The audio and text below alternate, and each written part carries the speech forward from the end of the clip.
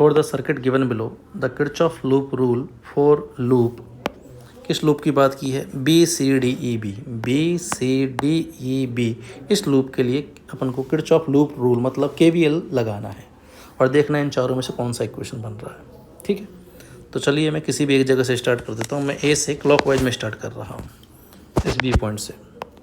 तो for loop BCDEB, B से start करते हैं। रिजल्ट याद रखना है यहाँ पे कि अगर बैटरी है हमारे पास तो उसके लिए लो से हाई, ये लो टर्मिनल, ये हाई वोल्टेज टर्मिनल, इधर से इधर जाने पे वोल्टेज बढ़ता है और इधर से इधर आने पे वोल्टेज घटता है।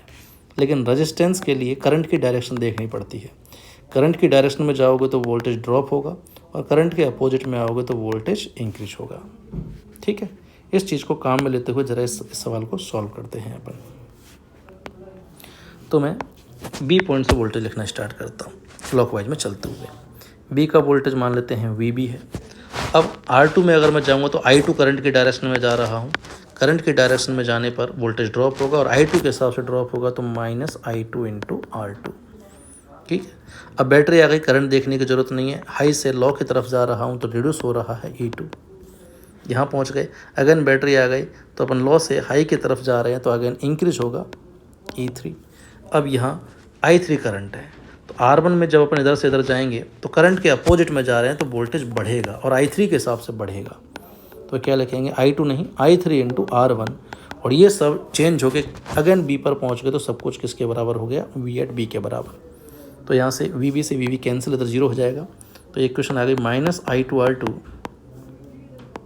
प्लस या -I2R2 -E2 plus E3 plus I3 R1 बराबर 0। ऐसी को अगर मैं माइनस से मल्टीपल कर दूं तो I2R2 plus E2 minus E3 minus I3 × R1, ये दोनों इक्वेशन, ठीक है, ये सेम ही इक्वेशन है होने को, तो हालांकि बस माइनस से मल्टीपल करके इसको अरेंज किया गया है।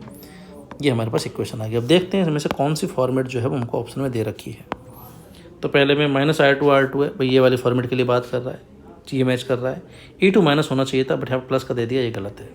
ठीक है, इसमें -I2R2, ठीक है, इस फॉर्मेट की बात कर रहा है। E2 प्लस में दे रखा है, गलत हो गया। यहाँ प्लस का I2R2 है मतलब इस वाले फॉर्मेट के लिए लिखवाना चाह रहा है। प्लस का I2R2 ठीक है, प्लस का E2 ठीक है, माइनस का I3 ठीक है, माइनस का I3 × R1 ये ठीक है। अगला भी चेक कर लेते हैं, प्लस का I2R2 मतलब इस वाले फॉर्मेट की बात कर रहा है तो प्लस का I2R2 करेक्ट है, प्लस का E2 करेक्ट है, प्लस का E3 नहीं है, माइनस का E3 होगा तो ये इनकरेक्ट हो जाएगा। तो इस क्वेश्चन का करेक्ट आंसर आएगा ऑप्शन नंबर 3।